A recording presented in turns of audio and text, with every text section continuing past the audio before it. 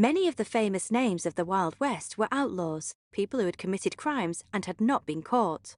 Life for an outlaw was perceived to be glamorous and romantic, according to popular legend. In this pod, we'll look at this in further detail. Let's look at Billy the Kid, whose full name was William H. Bonney, as an example.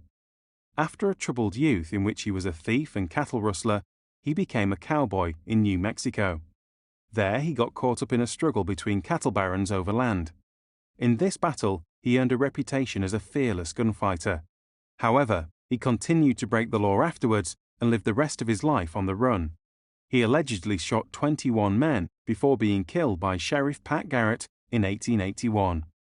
Garrett went on to write an account of Billy's life, The Authentic Life of Billy the Kid, in 1882.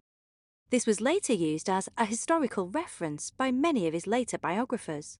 It may, in part, explain why Billy the Kid is one of the most popular Wild West outlaws. His life had been portrayed as glamorous and exciting. However, as we've already discovered, life as a cowboy and outlaw was far from glamorous.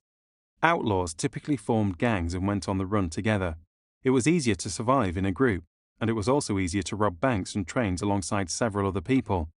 Of these gangs, two are particularly famous: the Wild Bunch and the James Younger Gang.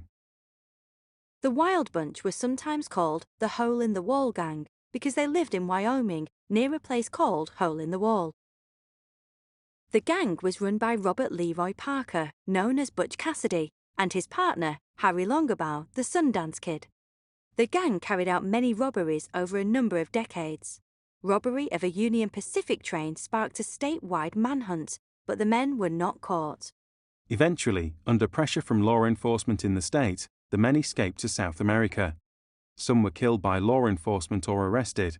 In spite of the exciting tales told about his life, Butch Cassidy was a petty criminal who had been in and out of prison several times by the time he achieved fame as a robber. East of Wyoming, the James Younger Gang was doing much the same thing. It was formed by Jesse James, Cole Younger, and their brothers. They committed train, stagecoach, and bank robberies across a large area for several years. Their crimes were notoriously violent and usually ended with shooting the cashiers. By 1876, the citizens of Minnesota had had enough.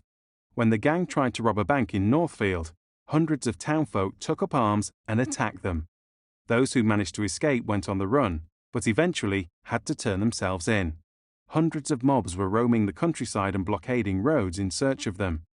Jesse James and his brother got away, but they had to lay low for several years. Every year, Northfield still holds a festival to commemorate the event, which is known as the Defeat of Jesse James Day. Some crimes were complex. Not all criminals or alleged criminals were as upfront about their status as the gangs were. Wyatt Earp began his career as a buffalo hunter and horse thief before becoming a lawman in Wichita, Kansas. He was fired for getting into too many fights, but continued his work as a law enforcement officer, becoming a deputy marshal and then a deputy sheriff in Tombstone, Arizona. It was here that Earp became involved in the famous gunfight at the OK Corral, which took place in 1881. It took place between lawmen and a group of outlaws. The lawmen, including Earp, emerged victorious, but whether they were in the right or had provoked the fight is still under discussion. Later, Earp hunted down and killed some men who he thought had murdered his brother, leading to a warrant for his arrest. In this way, we see some of the unique chaos of the Wild West, where lawmen could become outlaws and outlaws could become lawmen.